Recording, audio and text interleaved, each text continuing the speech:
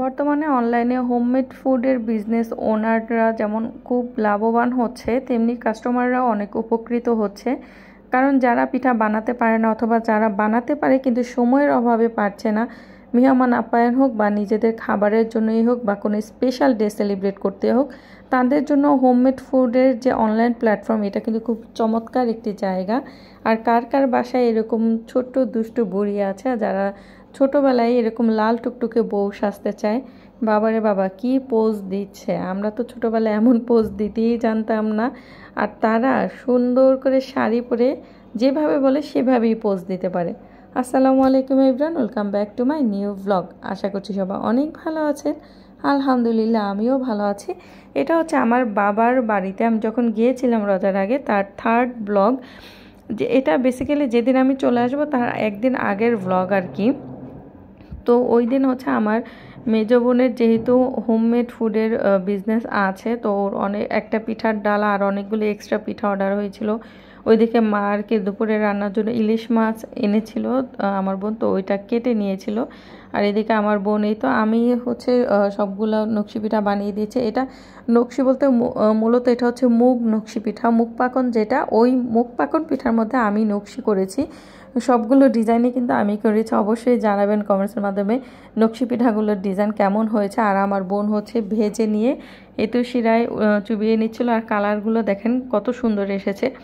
এখানে সামান্য একটু জর্দা রং ইউজ করা হয়েছিল যাতে কালারগুলো একটু সুন্দর আসে, দেখতে সুন্দর লাগে।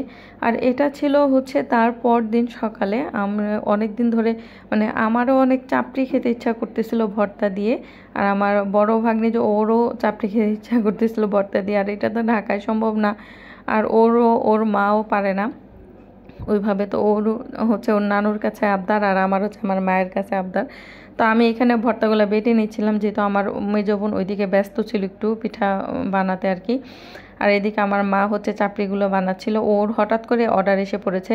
মানে ওর না বিষয়গুলো এরকমই হয় যে যখন দেখা গেছে কি আমাদের কোনো একটা অনেক সমস্যা বিপদ চলতেছে, তখন একটা বড় একটা বা দুইটা পর পর এরকম বড় অর্ডার চলে আসলো। আবার দেখা গেছে কি অনেক ঝামেলা, বাসায় অনেক মেহমান, তার মধ্যে একটা অর্ডার চলে আসলো। এখন অনলাইন বিজনেসটা এরকম যে অর্ডার যে কখন আসবে এটা বলা যায় না, হুটহাট করে অর্ডার চলে আসে। মানে এই দেখা গেল যে ও সারা মাস বসেই আছে, কোনো অর্ডার আসতেছে না।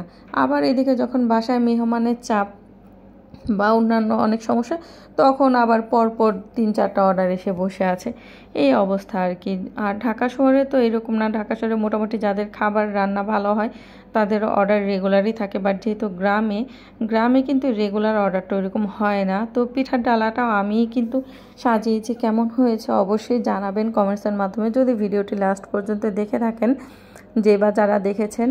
আর ডালাতে ছিল হচ্ছে মুগ নকশি পিঠা, পাটিসাপটা ছিল, আর মাংস পিঠা ছিল চারকোনা সমোচার মতো ওইটা, আর নারকেল পাকন ছিল, সেমাই পিঠা ছিল, ভাপা পিঠা ছিল, দুধ পুলি পিঠা ছিল, তেলচুতি পিঠা ছিল। আর এদিকে আমার মেজ বোনের মেয়ে আতকিয়া, ও হচ্ছে সবগুলো ভিডিও থেকে ছোট ছোট মানে ক্লিপ নিয়ে খুব সুন্দর একটা রিলস করেছে, যেটা আপনারা এখন দেখতে পাচ্ছেন।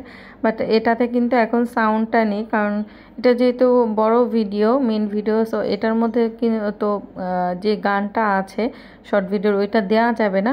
তো হচ্ছে তো আমার আজকের ব্লগটি এই পর্যন্তই ছিল। রোজার আগে বাবার বাড়িতে বেরিয়ে আসলাম, খুব আনন্দ করে আসলাম, মজা করে আসলাম সবার সাথে। তো কেমন লেগেছে আশা করছি জানাবেন কমেন্টসের মাধ্যমে। সবাই ভালো থাকবেন, দেখা হবে আবার নেক্সট কোনো ব্লগে আমার ডেইলি লাইফস্টাইল নিয়ে। আল্লাহ হাফেজ।